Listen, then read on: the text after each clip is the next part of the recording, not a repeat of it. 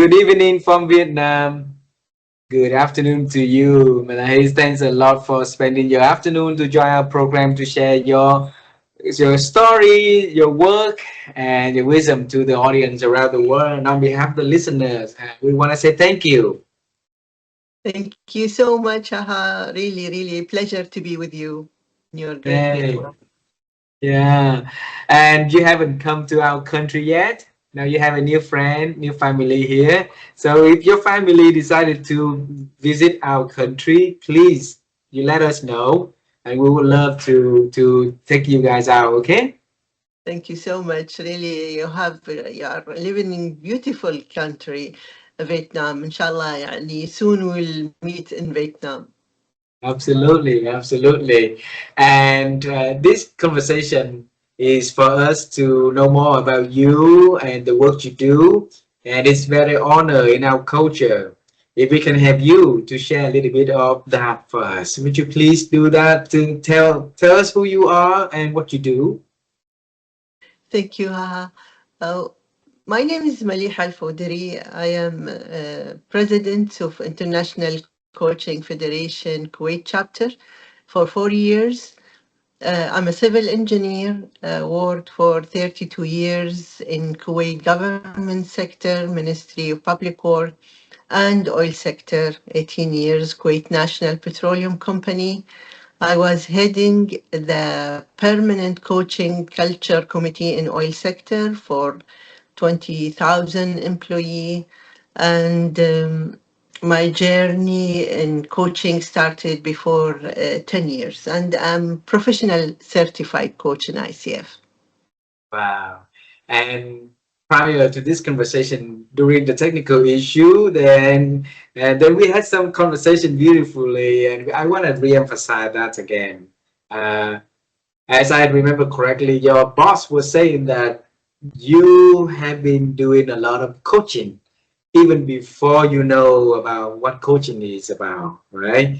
Tell our audience again on that one, please.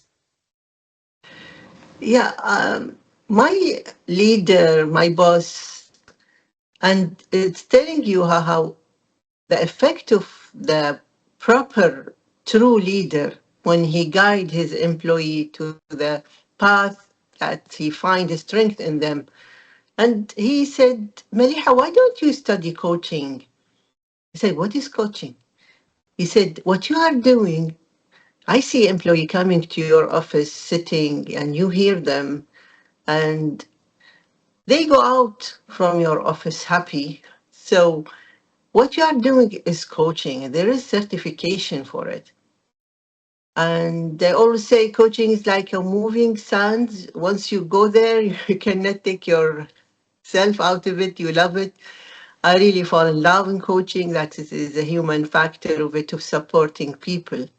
And studying in the International Coaching Federation was the, say, professional frame of practicing coaching with these competencies and ethical guidelines. So really, my boss, he find my way in life. So, what make you do that works? Of opening your door, of inviting people to come to see you, of helping them uh, to listen to them, to help them with their problems, and to guide them so that they will be able to learn and grow in their life. What makes you do that? I think it is seeds embedded in human being to support other human being. Like it is in our culture, um, we are evaluated through the serving of humanity. At one line in Quran, you are good at serving others. You will not take until you give. I created you groups to know each other. So supporting other human being is part of our culture, and we will be rewarded upon serving humanity. One line God mentioned, he said, what is your effect or outcome after death. So I was always asking my question, what is my contribution to humanity after death? Well, God will ask me in the eternity life for that. What will be my answer? And I find my answer in serving humanity through coaching, coaching them without knowing that what I'm doing is coaching. So um, I would say coaching chose me. I didn't choose coaching. That's the purpose of my life, support others. All right. So you said coaching chose you. Explain more for us on that. The frame of word in coaching and the accreditation is all around the world through big organizations like International Coaching Federation or European Mentoring and Coaching Council or other entity for coaching. It is established before 30 years ago, but in our culture, in Holy Quran, it is established before 1,400 years. That is, we will be rewarding according to serving humanity. So what we are giving, how we are supporting, how we are helping, how we are listening, how we are giving, how much we. So this is part of our life. This is part of our judgment in the day of judgment. So it's compatible with the coaching competencies and ethical guidelines. Maliha, where earlier you say that you found your answer, right? On that day, you found your answer. And I think that we want people to find the answer in their lives of what they could do, what they could contribute bigger than just themselves, to the community, to other people, to society. So when you said you found it, you know, what exactly is finding it? You found it. I found it because it is a frame that's supporting all over the world in any place of the world. See, Hmm. haha, we are meeting, you are in Vietnam, I'm in Kuwait. Opposite in the earth. So coaching connected us. There Yeah. is like more than 60,000 coaches around the globe serving humanity. That is really a connection. That is what coaching is doing. Sorry. So the idea is we can serve through coaching anywhere, any person on this earth, around the earth. With thanks to the technology, we are meeting in different even time zones, in different places. So when I say I find it not only for Kuwait. I found it globally. I find it human connection with anyone. That's thanks for the common language, thanks for the technology, thanks for the knowledge. I think also it is a gift from God. He chooses us, not we chooses to serve. There's one line in Quran. How can I thank you, God? And thanking you is a bliss that need thanking. you know, It's a blessed you need know. thinking. Yeah. Yes, yeah. Giving me the ability to thank you is a blessing because not everybody is thanking God. so, so really, really, it is a human factor. And what I want to mention, haha, in the social media, what they are marketing, how to make money, how to become a millionaire, how to become how to own this house, how to own this car, how to travel around the world, how to eat well, it's all material things, not a human factor. It's only serving the body, not serving the soul. I'm searching for happiness. And what about if person have a cancer? How will be happy? This idea of tracing or going after materialized things it will be through coaching to change this mindset, to think about a human being, to serve humanity, to help a person that he does not have money even for coaching session. sometimes. So I find it. Wow, wow. And when I grew up in a very poor community, and I want to travel time with you, okay? And in my hometown, was that's stating with bombs, with wars that happened in my country during the war times for so long. So my small city, which is already small and poor, got poorer. And then so my parents came in from two poor family, get married, gave us to me and my sister. So we grew up very poor. And one night we had electricity. The next night we did not have electricity at all. So my early dream about what I want to do in life is, I still remember vividly that at night when the moon showed up, then I could see things around, and I wanted to go to the moon so bad. So my first dream of what I want to become is was to become an astronaut so that I can fly there. But life took me to very different directions, and one lead to the next, one lead to the next, and I'm doing some different, different, except that during the journey of interviewing people like we are doing today, I've been able to interview a lot of astronauts, and out of that I interviewed one gentleman, and there's only 12 men ever walk on the moon, so he's the youngest out of the 12. So bring back to your story, what, like when you grow up, what was your first dream about how Maleha will, show up, and what works that she is going to do for the world? When I was 8 years, my father died of cancer. When I asked why you Sorry. didn't give him, yeah, my father died of, he was a cancer patient, and when I asked why you didn't give him a medicine, and the family said there is no medicine for cancer. And I dedicated myself to study more and be a doctor and find a medicine for cancer and relieve humanity from this. So he also take father-in-law and my father and closest people around me. So when I was in high school, I got 91.3, and to be able to go for medicine college, it is 91.5. That 0.2% that destroyed my dream. And I studied engineering. But through the journey of coaching, I read a book that I find myself like light bulb coaching No. cancer patient. And I find that we can cure the souls of cancer patient and make this journey, yani, painful journey, much less painful.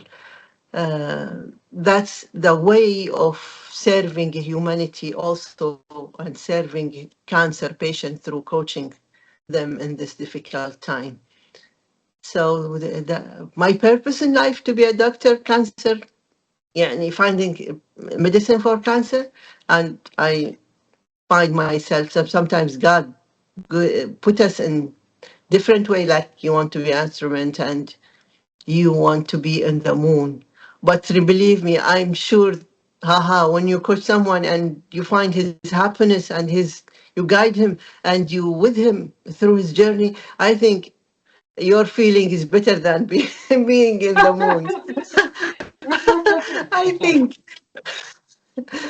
Yeah, absolutely, absolutely. I think the moon is the metaphor of light, of brightness, right? Of seeing.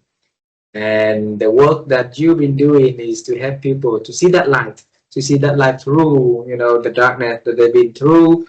And earlier you mentioned about world materialistics, right? So a lot of things in the world right now is making us blindly to see life, to chase things that not healthy for us or not something that we would want to have.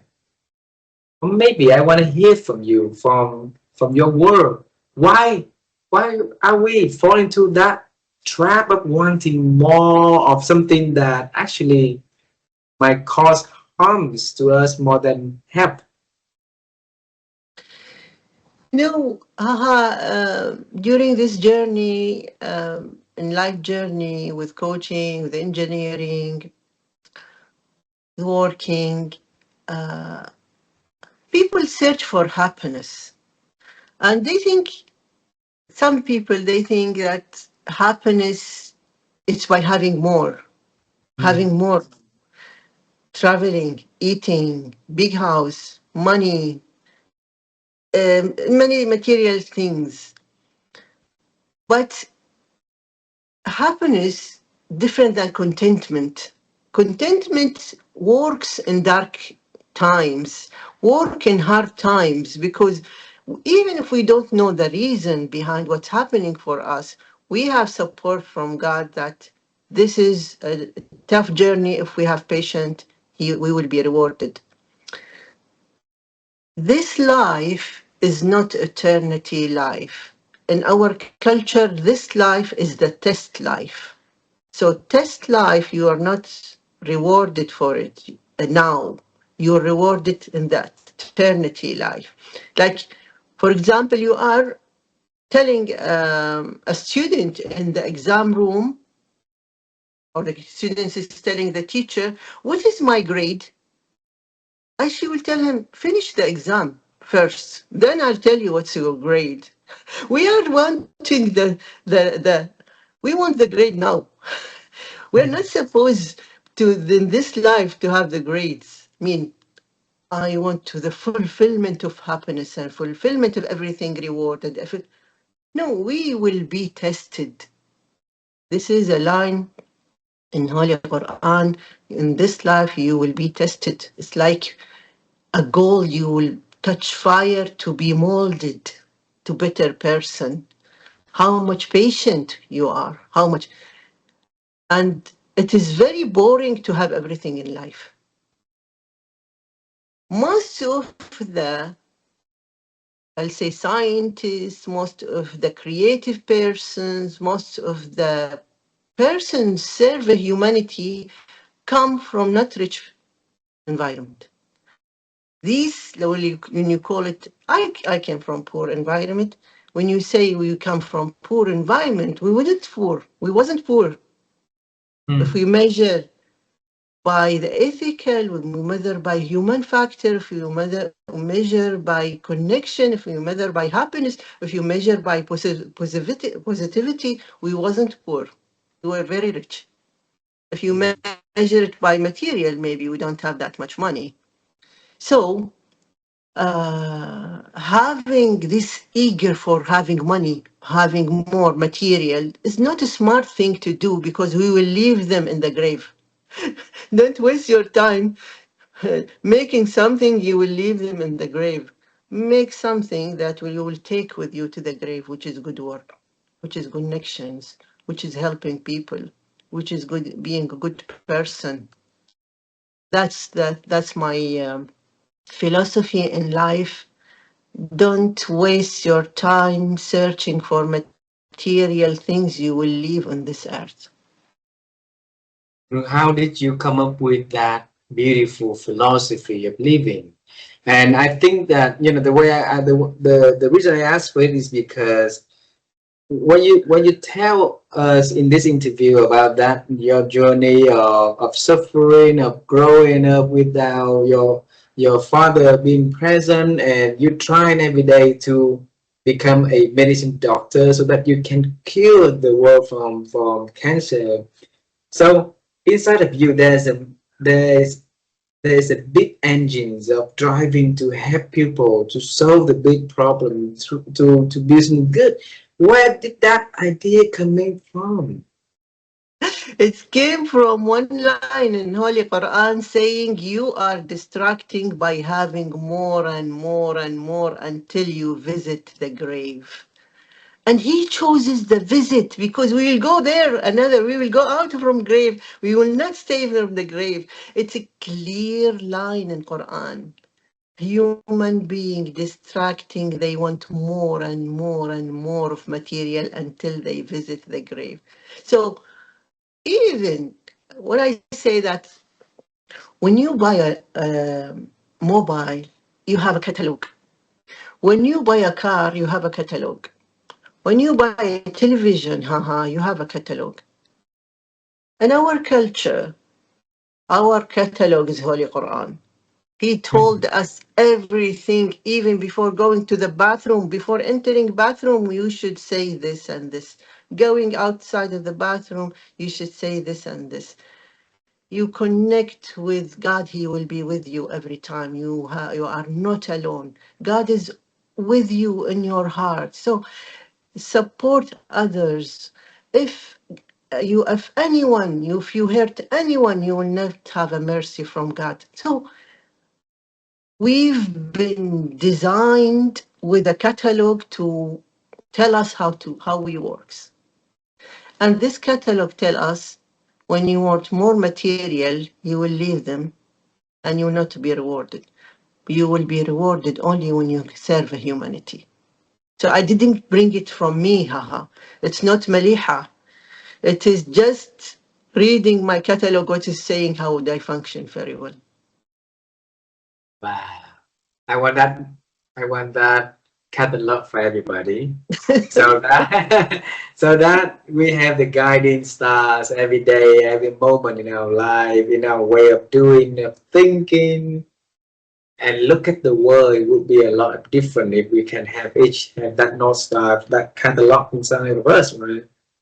Um, So through your clients of coaching, normally, those are the people who leading, who in the, like a managerial role, a leadership role. So what normally do they come to Maleha for coaching for? If I'm when I was in the organization, I was heading the coaching culture committee. If they want for life coaching, if they want for team coaching, if they sometimes I do group coaching, leadership coaching, well-being coaching, sometimes relationship coaching, sometimes with they bring with their children teenager coaching. So different type, but mainly, haha, I'm specialized in organization culture of Mm. coaching, a well-being culture in organization. That I won the Prism Award, honorable mention for Kuwait National Petroleum Company when I applied for organizational coaching culture prize. So why I choose well-being when I studied positive health coaching in RCSI Ireland. The professor, Dr. Christian, he said, Maliha, why don't you do leadership coaching? You are having 32 years of experience. Very easy for you to do leadership coaching. Why you want a well-being? I said, I don't want executive to be more wealthy. I want them to be healthy and happy because this is not my language. I know how to coach for leadership or executives, but that's not the one closest to my heart. I want to help people in their mental well-being, social well-being, financial well-being, career well-being. You know, these things related to their lives, not their bank account. Mm. You seems to be a person that really knowing what you do, knowing despite all the people out there like asking you, hey, you have a lot of experience in here, let's do executive coaching, but that is not something close to your heart, right? And in life, there's a lot of people living life without clarity, without being able to see things clear in your life. And then you leave and you go, and then there's a fog in front of you, foggy in front of you, right? So teach us, how could you remove the fogs, the clouds, so that you can see things clearly from your mind, your heart, your soul, your body? Before, like years, I was joining one course, and there was a coaching question What do you want in this life? You know what was my answer? What was this is the goal we will work in the course about. This is the goal of the class we were joining. And when I was thinking, I said, my goal is to be prepared to meet God, this beautiful creator of the oceans and the planets, the moon, the sun, the flowers, the animals in the sea, thousands of plants. What a beautiful creator we have. When we meet him face to face, I don't know how it's going to be. How do I prepare to meet God? This question, this goal in my life, I want to be prepared to meet God. I want to be prepared that I don't, I don't, I want God to be happy of me, not angry of me. I don't want, I don't want to, I mean, this meeting, important meeting, to be the best moment of my life that I am proud. I did not do anything in this life that harm human. So what took me to that, I'll always question myself. I'm 57 years old. I don't have time like the time past. What would make that meeting a happy moment for me? This is serving God. This is make God happy about me. It's not eager for heaven or afraid from hell. It is worshiping God because he deserves, because he's a beautiful creator. My son is studying medicine. I told him, Abdul Wahab, you are the only student who knows what God created. See how create the brain, the heart, the kidney, the systems. Anything else will create, studying will not study how great is God. So what's really make me clear on my vision that next second haha is not guaranteed, next hour is not guaranteed. How can we have serving this second by second for our eternity life? And I do this through coaching, by supporting human being that make them happy. So I have a credit in the eternity life. And prior to this, you tell us that the coaching is the way for a lot of leaders to, a lot of people come to you and remove all the mask, the thing that hold themselves back, as and trust is built from there, right? And not all coaches can do that. So, what is your secret in doing so? It has to be genuine, haha. You are Mm. not acting. You are really helping. And they feel that through listening. Listening is the skill that they know that you are giving them the most precious thing you have, which is time and presence. You are not thinking of your past or future or your boss or your project.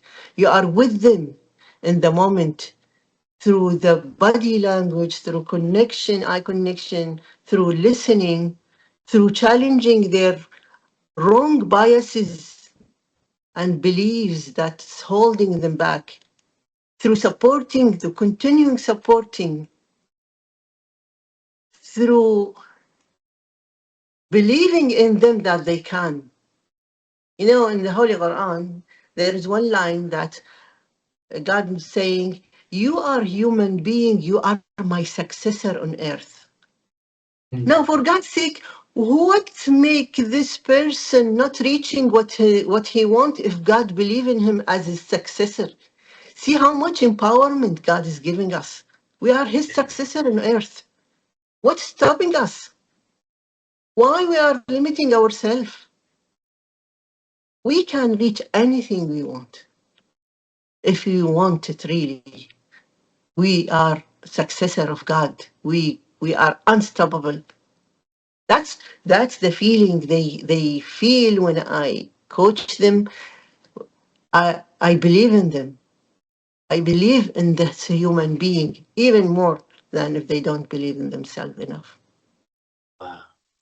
And when you realize that listening is important, you took the course to learn listening, and then you also went back to the Holy Quran, and then you look for how many lines in there that is about listening. And how many? How many was that? 150 lines. Tell us why you make that curiosity to look into the Quran and starting to counting, because it's the big books, right? Big Yes. one. Yes. Yeah. Yeah, I studied advanced positive psychology, Dr. Robert Biswas-Diener and Dr. Christian. And at that time, last year, they published a radical listening book. And they made also another course. I joined that course also. Then I said, God mentioned in Quran in the first page, I have not missed a thing in this book. So, did he mention listening? How many time mention listening? Then I search in the internet, word by word, listening and deep listening. There's two lines in Arabic: insat واستماع, listening and deep listening. So I was really, really يعني, proud and shocked. God told us 150 times to listen. Why don't we listen? So, so really, I was really curious to know that. You mentioned the word. You asked yourself, and then you was curious. Okay, so in the word curiosity, people know curiosity is important, right? But not a lot of us are curious, and we let life carry us. We do things without asking, and we follow without imagine. So, where did you have the curiosity? Where's it coming from inside of you? You know, when we were children, the most curious. Yeah, I mean, when they are children, they want to know more. They don't have a judgment. They are eager for learning. So when we grow up, we give up curiosity. We think we know, or we think what other person know, or we don't care, or we don't. So we lose curiosity.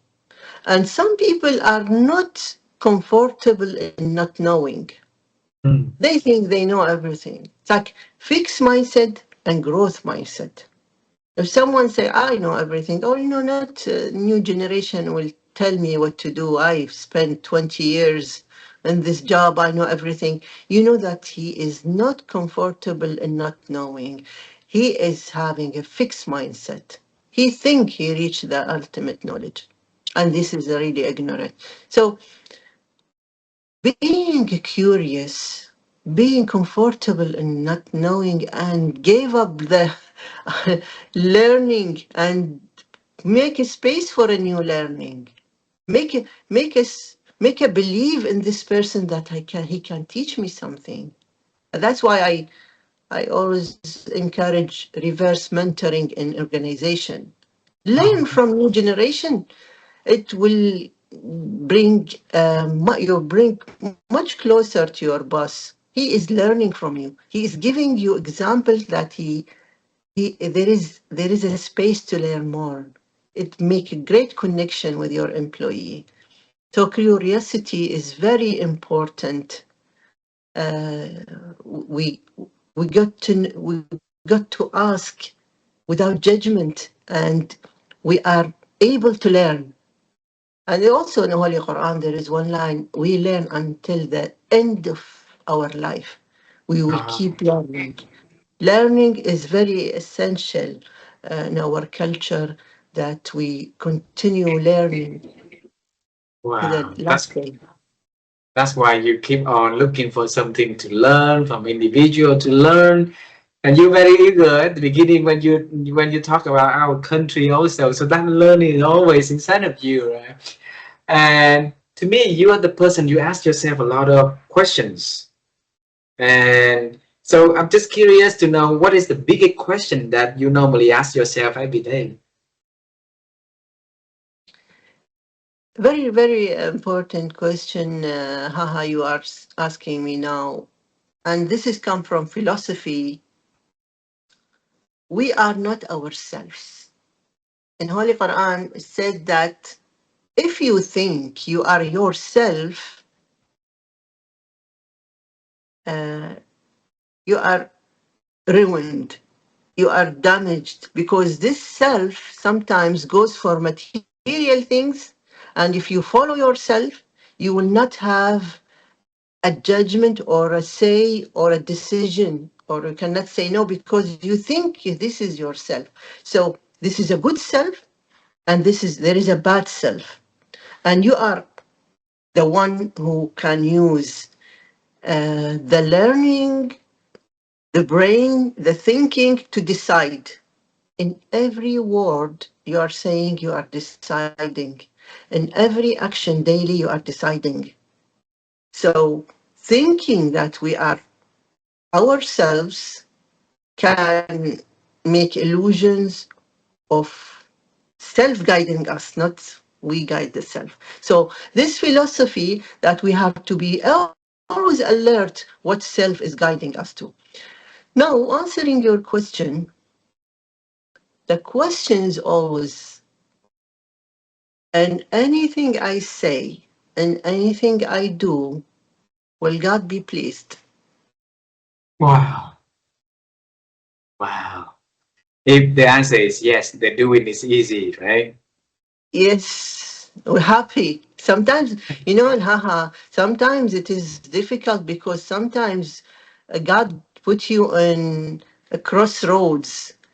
Even your value and God, or even your bonus, your boss, happy, your organization requesting you some things, or so it's not always happy time. It's sometimes difficult time. And one time, I'll tell you a story. One time, my boss told me, "Your employee, she's taking 2 hours breastfeeding, and this is by her, yani, by the law, by the regulation, she can do that. I want you to tell her either she withdraw these 2 hours or I'll fire her." Hmm. Now, this is a test from God. Shall Maliha upset her boss and lose the bonus, and lose the courses, and lose the promotion, or shall she follow what God said to be fair and justice with this employee? Sometimes this is very difficult. So it's not only happy hours, it's not only happy decisions. So of course I chose without even thinking. I stood by her, and he fired her the second day. I went to the CEO. It was very big thing. And the CEO decided, no, it's her right. And he transferred her to another department, other than this one manager. But you can imagine what this manager did to me. I would Wow. just the wildest imagination. Go to the wildest imagination. But do I do it again? I'll do it again and again and again. Whatever please God, I will do, regardless. Wow. You look at the world today, firing everywhere, right? Company protecting the bottom lines, letting go of what they've been called once weighted assets. Right? So leaders are not demonstrating what they're really doing, what they really saying, what the company is supposed to be doing, and helping. So I wish that each of them will be able to answer that question like you asked, okay, like you ask yourself and find the alignment between them and the message that they're gonna, respond to their gods by the time that, they come to that day, and hope that that would alter their decisions today, every day. Thank you for sharing that. Thank you. Yeah, I have two last questions for this beautiful conversation. Okay, and my wife and I, we always be on the quest to help people to improve their ability to think, Maleha, because we believe that if we think right, then we can feel right, make better, and make better judgment and action. So from there, our results will get better. All right. So if you've been working with a lot of amazing people, you have people to think better. Your work is on a constant of improving, of learning, of growing. You've been guided by the Quran for becoming a better individual yourself. So we wanna hear from you. How have you been growing your ability to think over the years, Malia? Yeah, thank you for that. I am always eager for learning, and you will never see me, haha, during any time of my life not having two, three courses at the same time. Always. Because, for example, I want to learn about well-being. I do all my search. Who is the best in the world in well-being? I find a center for positive psychology, well-being in Ireland. I studied and paid a lot to know, to learn. So keep learning from the best. Be humble, because when you keep learning, you know that you don't know. You know, when you keep learning, you know how much you are limited, because there is ocean of knowledge. And knowledge now is available. ChatGPT, AI, Google, YouTube, podcast, you, you name it. Uh, Knowledge is free now. There's no reason not to be knowledgeable in any field you want. Connect with God in any religion if you are, because sometimes it will be hard. You need a higher power to be with you. Believe in yourself. You are successor of God on earth. You can do whatever you want. Serve humanity to be ready for God meeting. Keep learning. Never broken a heart or never hurt a person. I think this is yeah, enough. That's beautiful. That's beautiful. Now, if I bring you to travel time, one last time, okay?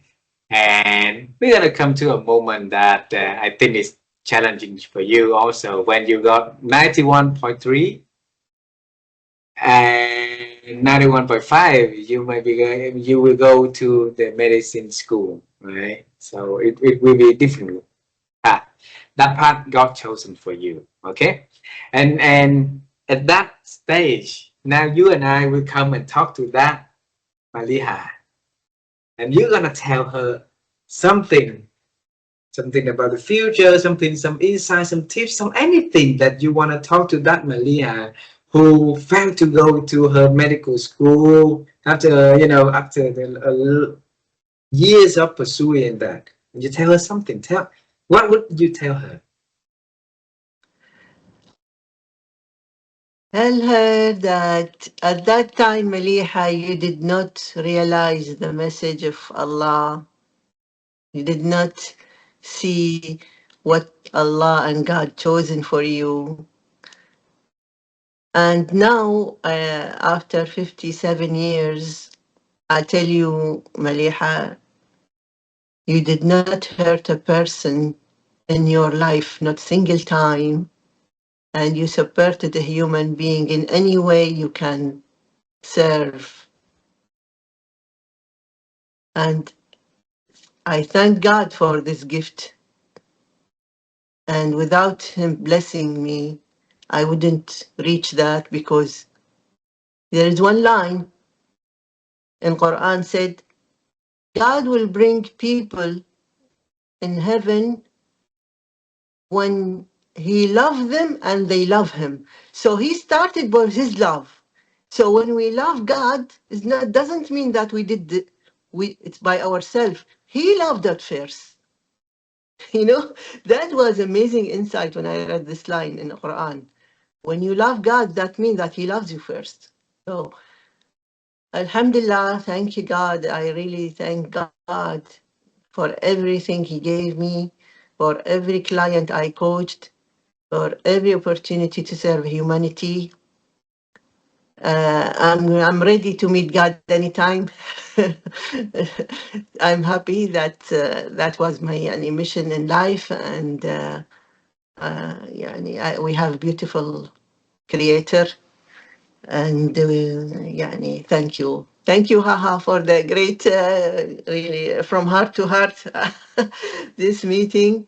First time I talk about myself. I always coach, or in conferences I do some speech, but this meeting it's from heart to heart, really. Thank you very much. And I think God also, your God and our God also, for arranging us for this opportunity. Without them, we're not going to be able to meet each other for sure.